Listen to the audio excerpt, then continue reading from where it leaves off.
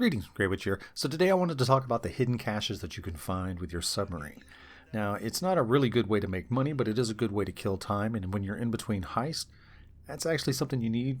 So it's actually kind of cool. Basically what you need to do is you need to own a submarine to start with, and then you need to add the sonar station, which is $1.2 million.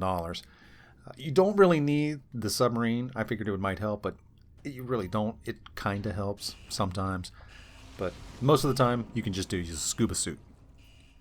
So what you're going to do is you'll hit R3 in your mini sub and just cruise around. And then you'll see like this little thing right here on the mini map. This little tiny box or whatnot it is that shows up every time it swings around on the sonar. And that's your little prize. And it's $7,500, some RP. I mean, it's not great money, but it's decent for what you're doing. I kind of wish it paid more, and then I kind of wish that there was a little bit more difficulty to it. Maybe some ships and stuff you had to fight to get to them, or other things like that. Maybe some sharks. Sharks would be really cool. Have a spear gun. You have to come down here and take out the sharks, or anything like that. That would have been amazingly awesome. But what we got's what we got, and it's not bad. So there's 10 hidden caches. You can do it once a day. $75,000. Kills about 45 minutes worth of time. It's not too bad. So here I'll show you what it looks like from the sub while you're doing it. So you just drive the sub around, and same thing. You got the R3 going, showing your mini map. It's got the sonar kicking on. And one of the things I like to do is I just like to point the nose of the sub right to where the package is. And the thing that you really have to watch out is your depth. You see right now I'm like at 125 feet.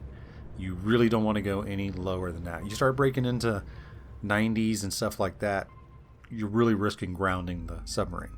And when you do that, you have to go into your return options and then return it to open water, and it puts you in a different place, and it's kind of a pain in the butt. So avoid getting stuck or grounding out the submarine. So I'll run out here and then just jump off the end of the boat. I got my scuba suit on. It'll work out really good. And it's actually kind of easier to use the scuba suit. The bad thing about it is when you swim with a scuba suit, actually just the swimming in this game at all, it's kind of weird. It's hard to turn and swim and move at the same time. You kind of line it up, and if there's an obstacle in the ground like there is right here, it just becomes much more difficult.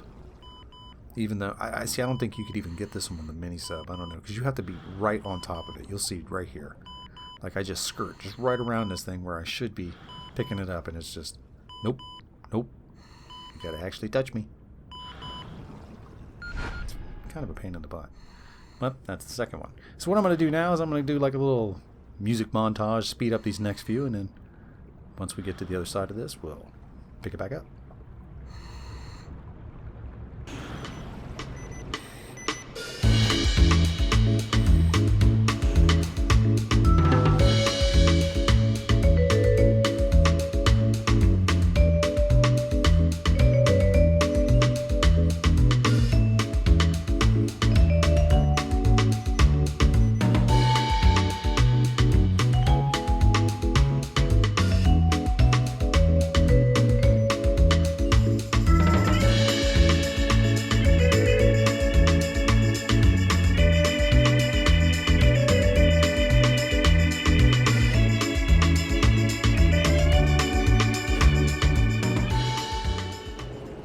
Now, there will always be one that when you get to a certain places, you're going to have to either do a lot of swimming because it's going to be in a really weird spot, or it's just going to be to where it's too shallow for the submarine to even go. The last one that I did before this one, I basically had to do the same thing.